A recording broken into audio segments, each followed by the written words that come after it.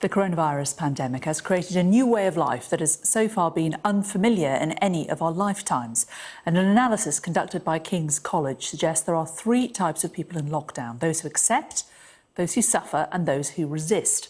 So what else are the psychologists discovering during COVID-19? Well, joining me now is Sir Simon Wesley, who's Chair of Psychological Medicine at King's College London.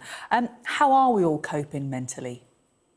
Well, I think it's, the report that we just published yesterday shows that it's a varied picture now. From being fairly uniform at the start, it seems to be fragmenting more, which is what you'd expect. And as you've said, there's a large group, the largest group of people are pretty much getting on with it. These tend to be older, they're not particularly anxious or depressed, they're cooperating a lot, up to 90% with the restrictions, and we call them pretty much accepting. They're not always happy about it, but they're still not particularly disturbed. Equally large are the group of people who definitely are suffering, who have very high rates of anxiety and depressive symptoms, who are much more fearful about the future, who tend to be a bit younger and also tend to be more female, but who are complying almost 100% with the restrictions, and some of them feel they should go further. And then you've got 10% who really are not happy at all about the situation. They are not complying, less than 50%. They feel the lockdown has already gone on too far, and so on. So it's fragmenting, as you would imagine it would, as the time progresses. So I'd read in the last couple of weeks that those people who are naturally quite anxious, who may have suffered with anxiety or may even suffered with depression in the past, are actually finding lockdown a little bit easier than others who aren't. Is that what your research has shown? No, I wasn't aware of that particular work. I mean, there's huge amounts of work going on. It's quite difficult to keep in touch with it. In general, in the mental health, what we are seeing is less people attending, for example, in A&E with anxiety, depression or overdoses, considerably less. But that's not a good marker, because that just says that A&E attendances are down dramatically anyway. And mental health services are reporting, particularly in the more severely mentally ill, a whole range of reactions. So I haven't seen that particular issue.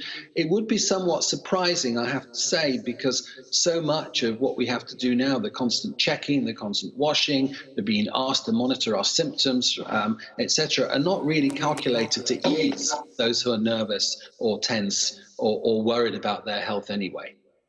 Why do you think women are more likely to be anxious and depressed in the lockdown? I think that's because we have high rates of depression, anxiety in females anyway. So I think it's an accentuation of that.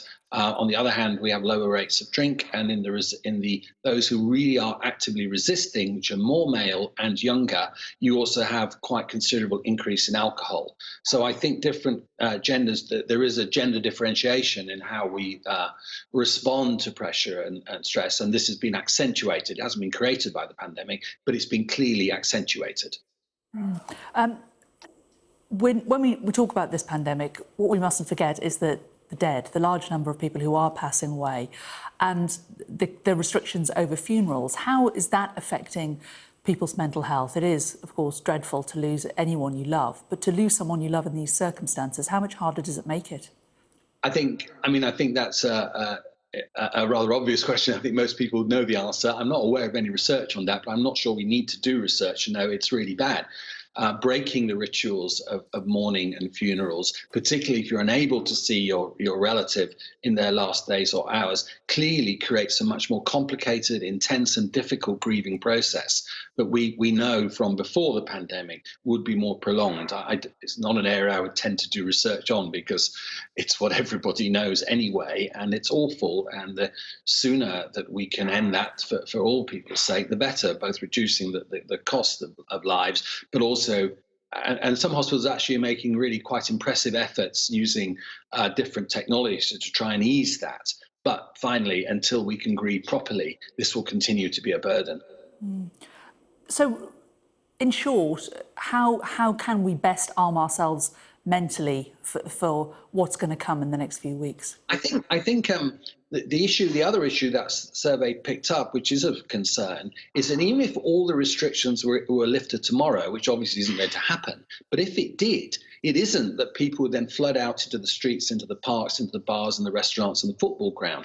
Remarkably high rates of up to 60%, for example, say they would not resume public transport. 40% say they would not send their children back to school or would not go to pubs, clubs, and restaurants. Now, that doesn't mean that they won't when it does happen, but it suggests that it's not going to be anything like as simple as we think.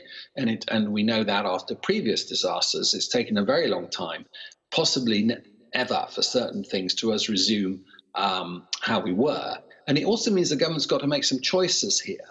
Do you, when it is safe to do those things, do you then still continue to insist on social distancing, et cetera, in order to reassure people? Or do you alternatively say, well, it's up to you now. If you want to go to these places, you now can. It is now safe, but it's your choice. But we will lift the restrictions. I think that's finally going to be a political decision. It's not for doctors, not for boring boffins like me. It's really about the politicians. How much do they trust the public, but also how much do they feel they must continue to keep restrictions in place to allay fears now, as opposed to realistic chances of danger?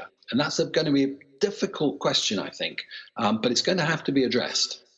OK, so Simon Wesley, we will leave it there. Thank you very much.